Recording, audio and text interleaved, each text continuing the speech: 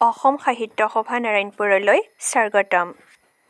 পঢ়িব, সতি সন্ততিয়ে পঢ়িব, তাৰ কাৰণে সকলোকে কিতাপ কিনিবৰ কাৰণে আহ্বান জনাই, সকলোকে শুভেচ্ছা জনাই আজি অসম সাহিত্য সভাৰ ৬৭তম নাৰায়ণপুৰ অধিৱেশনৰ গ্ৰন্থমেলাৰ দুৱাৰ মুকলি কৰিলোঁ বুলি ঘোষণা কৰি মই মোৰ বক্তব্য সামৰণি মাৰিছোঁ। ধন্যবাদ।